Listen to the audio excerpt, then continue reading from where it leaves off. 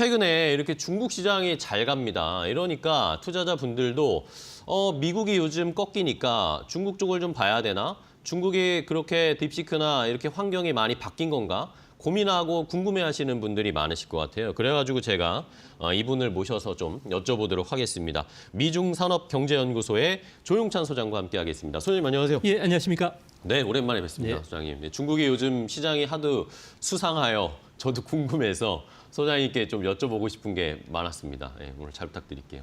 네. 자, 그러면 일단은 이번 주에 뭐 미국의 트럼프 대통령 얘기가 너무 많아서 저희가 거기에 신경이 쏠려 있었지만 사실 이번 주에 중국에서도 굉장히 큰 이슈가 있었습니다. 그렇죠? 양회가 있었잖아요. 양회에서 어떤 이야기들이 나왔는지를 좀 일단 정리를 해야 될 것 같습니다. 네, 지금까지 나와 있는 그 내용을 보면은 네네. 미국의 압박이 점점 심해지고 있기 때문에 중국은 이에 굴하지를 않고 계속 성장을 하겠다는 겁니다. 이로 인해서 올해 성장률 목표를 5%로 안팎으로 지시했는데요. 네. 실제적으로 달성이 불가능하지만 뭐 중국 내 그 높은 실업률 문제라든지 기업들 파산이나 그리고 시위들에 대응하기 위해서는 계속 성장 파이를 키울 수밖에 없는 것으로 보여집니다. 특히 미중 간의 대결을 앞두고서 실탄을 확보하기 위해서 뭐 중국 정부 같은 경우는 재정 정책과 관련해서는 지난해까지 적극적이었지만 이번에는 보다 적극적으로 바뀌었는데요. 이 때문에 GDP 대비해서 재정 적자 비율을 회색 코뿔소 출현을 우려해서 과거에는 3%로 억제했지만 그쵸. 이제는 4%로 충분한 실탄을 확보해서 언제든 투입할 수 있게끔 준비를 하겠다는 거고요. 네. 또 한 가지는 금융 정책과 관련해서는 적당히 그 완화 정책으로 14년 만에 좀 바뀌었는데요.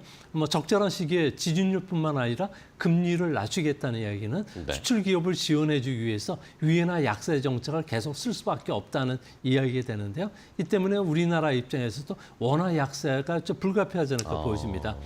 또 한 가지는 지난해까지 중국 같은 경우는 중국 제조 2025와 관련해서 목표를 한 90% 정도 달성했다고 지금 평가가 되고 있습니다. 네. 이 때문에 시진핑이 국가 아젠다로 추진했던 신질 생산력을 이제는 조금 낮춰서 내수 확대가 1순위로 지금 들어왔다는 거죠. 중국 같은 경우에는 보조금을 주면서 아이폰 같은 경우에는 3분의 2 가격으로 살 수 있다 보니까 많은 사람들이 다른 서비스나 제품 구매를 뒤로 밀리고 아이폰을 많이 샀다는 겁니다. 가구도 그리고 전기 자동차 같은 것도 미리 매수를 하다 보니까 트레이드오프 현상으로 인해서 소비가 위축이 되고 있는데요. 네네. 이 때문에 현재 그 춘절 기간에 소비는 작년에 8% 증가했지만 4%로 뚝 떨어지면서 거의 다 소비는 좀 반토막이 난 상태입니다. 이를 보완해주기 위해서 올해 같은 경우에도 이구한신, 가전이나 가구 그리고 스마트폰을 샀을 경우에는 보조금을 주기 위해서 60조 위안을 책정을 해놨고요. 또한 그 투자를 늘리기 위해서 142조 원의 투자를 확대시킬 예정인데요. 이는 고스란히 고속철도 사업이라든지 네. 도시 재개발 사업에 많은 자금을 지원해주면서 일자리를 창출시켜주겠다는 겁니다. 하지만 이거 가지고는 중국 경제가 회복되기는 힘들고요. 소비가 일어나기 위해서는 가장 중요한 건 연금을 인상을 시켜준다든지 네네. 의료보험비를 지원을 좀 많이 해준다든지 최저임금을 많이 올려줘야 되는데 농촌에 그 일하는 사람들이 한 1억 7천만 명 정도가 된다고 합니다. 이들에게 최저임금이 현재 4천 원 정도밖에 인상을 안 해주니까 GDP 인상 효과는 0.01%. 그래서 각국에서 볼 때 중국 경제는 올해도 네. 상당히 좀 어려운 국면에 처하지 않을까 그렇게 예상을 하고 있다고 합니다. 네. 자, 저희가 뭐 언론을 통해서나 최근에 중국 증시의 상황 같은 걸 봤을 때는 뭐 주가도 잘 가고 있고 뭐 말씀해주신 그런 소비 진작책을 여러 가지를 내놓고 있는데 어쨌든 이번에 양회에서 아까 표에서 봤듯이 2025년에 전방위적 내수 확대가 1순위로 올라갔단 말입니다. 저는 그냥 이게 궁금한 게 그러면 진짜 이게 그만큼 내수가 안 좋으니까 중국 정부에서 이걸 1순위로 올렸다고 저희가 해석을 해도 되는 거예요? 중국 내수가 실제로 어떻습니까? 네, 중국에 가보면 내수 시장이 거의 얼어붙어 있을 정도고요. 그리고 그래요? 과거 작년까지만 하더라도 중국에서는 소비를 하기 위해서 음식점을 가면 보통 일주일에 4번 외식을 했다면 네네. 2번 줄였는데 올해 들어서는 이것도 한 번으로 줄는 그런 과정입니다. 그 정도예요? 네, 그래서 조금 전에도 말씀드렸듯이 가전 그 이구 환신 제도를 쓰다 보니까 트레이드 오프 현상들이 지금 뚜렷하게 나타나거든요. 풍선 효과처럼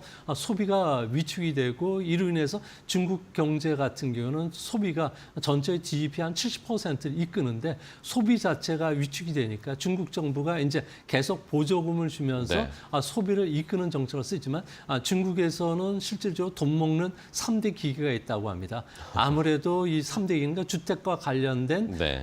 이자 지급에 많은 돈이 들어가고요. 자녀 교육비뿐만 아니라 의료비에 들어가는데 이 자체가 해결이 되지 않는 상태이기 때문에 뭐 중국 경제와 관련해서는 현재 성장률 하락이 앞으로도 좀 더 빨라질 가능성이 있지 않나 이렇게 보여집니다. 네.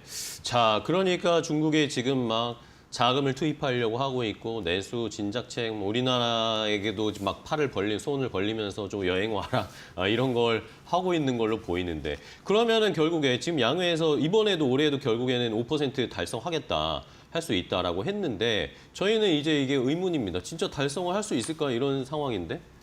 네, 그 중국 같은 경우에 그 주요 경제 예측 기관들 같은 경우는 올해 네. 4.3에서 한 4.7% 성장을 하지 않을까 그쵸, 보고 예. 있는데요. 특히 지금 미중 간의 관세 전쟁이 시작되면서 일본 제트로 같은 경우에는 계량 모델을 가지고 이제 분석을 해봤더니 세계 경제 성장률은 한 0.8%, 중국은 0.9% 떨어지지만 미국 같은 경우에는 당장 소비자들에게 물가 상승 압력이 작용되면서 2.7% 떨어진다고 합니다. 이 때문에 오늘 미국 증시가 하락한 것도 네. 아무래도 소비가 감소하면서 미국의 경제가 좀 위축이 되는데 이로 인해서 애틀란타 연은이 조사한 GDP 나우 같은 경우는 1분기에 마이너스 2.4%까지 떨어지고 이로 인해서 디플레이션 공포들이 좀 작용되지 않을까 이렇게 영향을 끼치는 것으로 보여집니다. 네네. 뭐 중국 같은 경우에는 미국에 4천억 달러 직접 수출을 하게 되는데요. 이 4천억 달러 중에서 전기 자동차라든지 2차 전지 그리고 신에너지, 드론과 같은 신산업도 있지만 철강이나 비철 금속 이런 선박 관련해가지고도 상당히 중요한 부분을 차지합니다. 네. 근데 이들의 중국의 생산량은 미국의 한 500배 정도가 되고 있는데요. 아무래도 미국발 수요 감소가 중국 경제에 악영향을 끼친다는 측면 그리고 앞으로 이번 그 중국의 베이다오 회의가 7월달에 있는데 네네. 시진핑의 그 위치가 상당히 불안하다고 합니다. 중국 안에 권력 투쟁이 좀 더 전개된다면 정정 불안으로 인해서 공무원들 같은 경우는 소비도 하지 않을 뿐만 아니라 구매도 하지 않을 거고요. 국유 기업들뿐만 아니라 은행들도 대출하거나 투자를 좀 멈출 가능성이 크기 때문에 네. 올해는 성장률이 제가 보기에는 4.3에서 4.2%, 내년에는 4.4%를 깬 3%까지 떨어질 수 아이고. 있지 않나 이렇게 보여집니다. 네.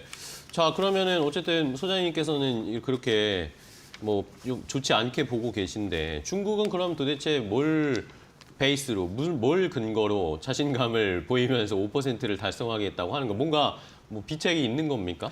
네, 중국에서는 SDIC 그 증권의 가오사는 그 수석 이코노미스트 같은 네네. 경우에는 중국은 코로나 이후의 통계를 믿을 수가 없고 작년에 실질 성장률이 2%라는 이야기를 하면서 큰 파장을 줬는데요. 그쵸.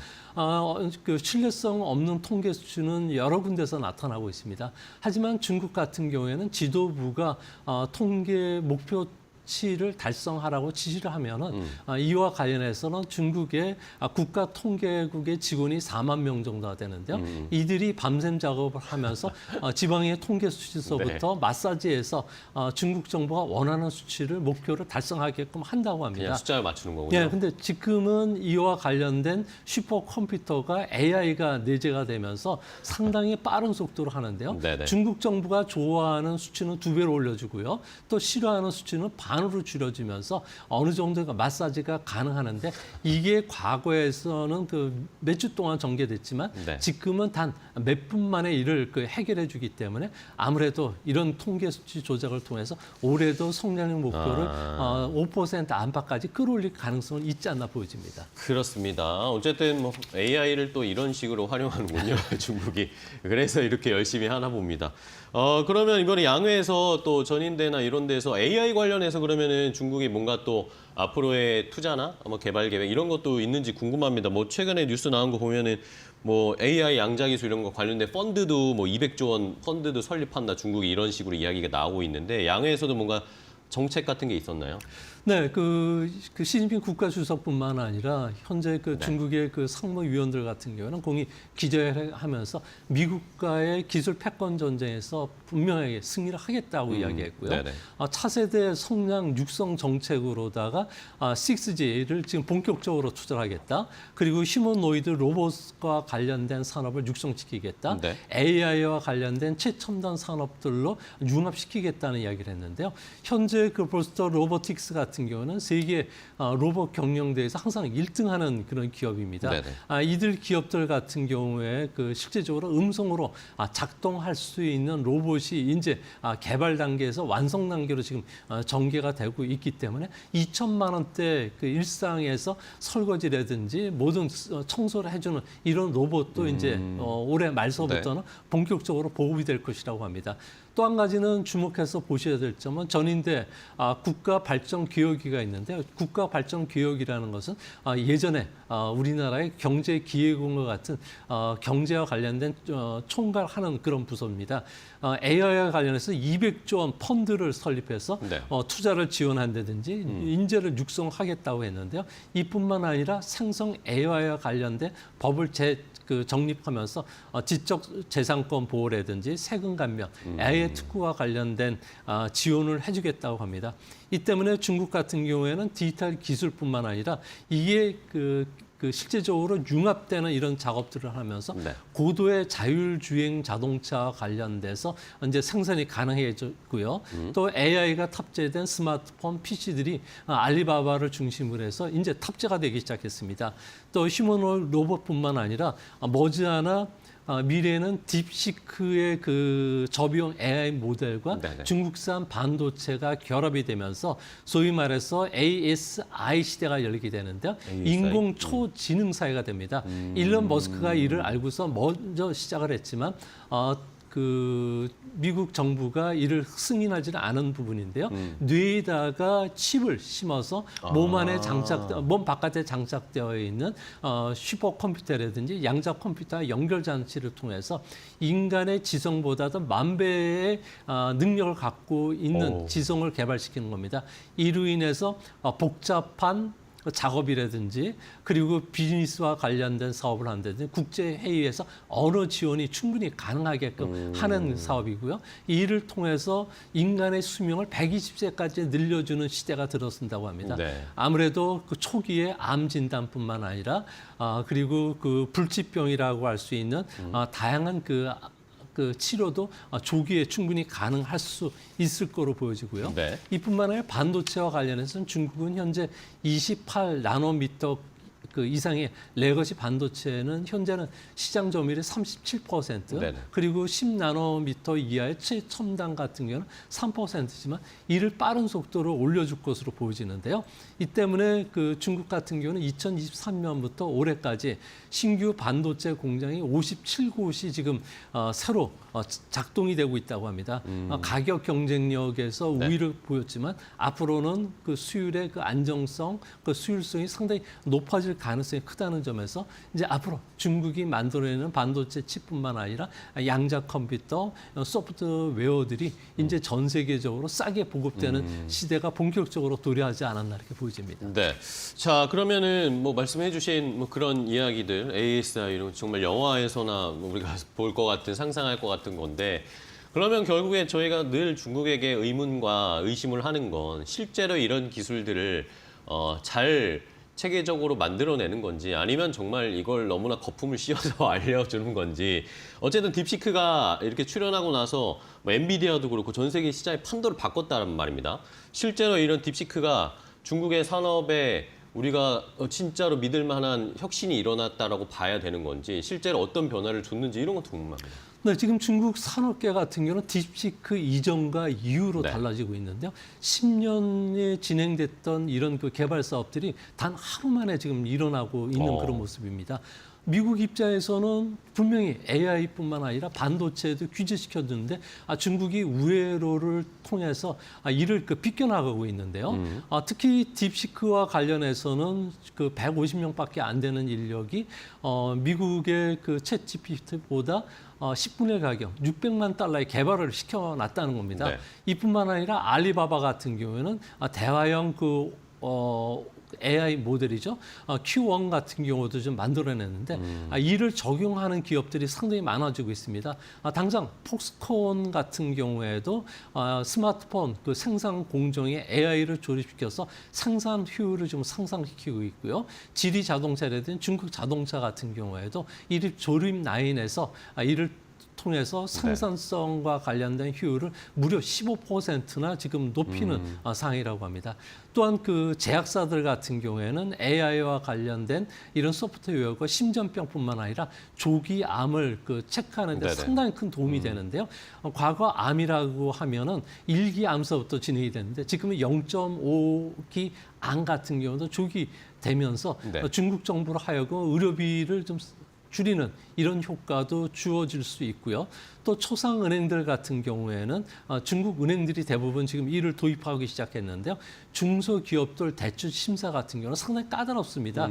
이 심사 과정을 보통 일주일 정도 걸렸는데 네네. 지금은 불과 2시간 만에 일어나면서 서류까지 작성이 되고요. 그러다 보니까 증권회사들 같은 경우는 AI가 시황지수를 뿐만 아니라 투자까지도 해주면서 인간이 할 수 있는 능력에서 벗어나는 그런 모습을 보여주고 있습니다. 근데 이런 현상들이 앞으로 계속이 되는데 이로 인해서 현재 중국에서는 M7을 대체하는 중국판 M7이 등장을 했죠. 텐센트라든지 알리바바, 네. 샤오미, BYD 그리고 메이트환, SMIC뿐만 아니라 레노버까지도 이런 현상들이 됐고요. 이것을 더 넘어서 테라픽 10이라고 하는 종목, 네. 기존의 그 M7에다가 지리자동차라든지 뭐 징둥닷컴이라든지 네디지와 같은 그 수혜를 받는 기업들을 중심해서 움직였기 때문에 네. 이를 통해서 중국 증시가 최근에 핫하게 올라온 것도 국제투자은행은 모건스탠리라든지 골드만삭스가 이런 현상을 보고서 먼저 투자해왔고 또한 그 해외 각국에도 이런 투자를 권하는 것은 아닌가 보여집니다. 네. 자, 어쨌든 뭐 골드만삭스나 그런 해외 투자 은행들도 중국에 관심이 많아서 그런 뭐라고 해야 될까요? 소위 말하는 펌프질을 해서 같이 좀 올리는 경향을 저희가 체크할 수 있는데 그럼 저희가 얘기 재밌게 하다 보니 시간이 많이 갔습니다. 그러면 중국 시장이 그럼 결국에 마지막으로 잘 올라갈 수 있을까? 이것도 궁금합니다. 최근에 주가가 중국 증시가 많이 올라왔잖아요. 어쨌든 뭐 5% 성장률 달성하기 위해서 중국이 뭐 여러 가지 경제 부흥책도 쓸 것이고 시장 친화적으로 민간 기업들에게 뭔가 혜택도 더 많이 줄 것이고 그런 상황에서 그러면 이런 중국 시장 재평가가 일어나면서 중국의 지금 랠리가 계속해서 조금 더 이어질 수 있을 거라고 보세요? 네, 조금 더 이어질 수는 있을 거로 보여지는데요. 하지만 중국 같은 경우에는 무질서한 그 자본 투입이라든지 시장 질서 악화 교란 요인과 관련해서 네네. 지금 규제를 하고 있기 때문에 굴뚝주라든지 전통주들은 시장에서 그렇게 각광을 받지 못하고 있습니다. 이로 인해서 상하이 종합주가지수 같은 경우는 신천 증시보다도 네네. 상당히 좀 못한 편이고요. 또한 그 현재 투자가 집중되고 있는 것은 홍콩 항생 테크주들입니다. 그러게요. 네. 소위 말해서 중국의 테크 기업을 대표하는 30개 종목으로 구성되어 있는 이들 종목만 나홀로 지금 계속 상승 흐름을 보여주고 있는데요. 이 때문에 MSCI 중국 지수가 올라가더라도 수혜는 이런 테크주들로 갈 수밖에 없는 상황이라고 합니다. 그러니까 과거에 BAT라고 해서 바이두, 알리바바, 텐센트가 중국 증시를 이끌었다면 이제 앞으로 중국 자판 M7이라든지 그 새로운 그 테마주들이 기술과 관련된 종목들이 좀 부각이 될 가능성이 있는데 과거에 코로나 때 2017년도에도 이런 현상들이 일어났기 때문에 그 당시 상황을 보면은 주가가 좀 테크주들은 버블이 낄 때까지 조금 더 올라갈 가능성이 크지 않나. 하지만 다른 종목들은 철저히 배급되는 양극화 현상이 중국 증시에서 나타날 것으로 보여집니다. 네, 알겠습니다. 어쨌든 뭐 지금 요즘 중국은 분위기 시장 중국 증시는 분위기가 좋은데 그런 말씀해주신 뭐 골드만삭스나 해외 그런 기업들 투자은행들이 투자한 테크 그런 종목들을 좀 저희가 잘 살펴보면서 홍콩 시장에 있는 것도 포함해서 그런 걸 보시면서 만약에 중국 관심 있으신 분들은 한번 찾아보시면 될 것 같습니다. 자, 오늘 미종산업경제연구소 조용찬 소장님과 이야기 나눠봤는데요. 오늘 좋은 인사이트 주셔서 감사하고 다음에 또 중국 관련 이슈 있으면 또 한번 찾아주십시오. 고생 많으셨습니다. 고맙습니다.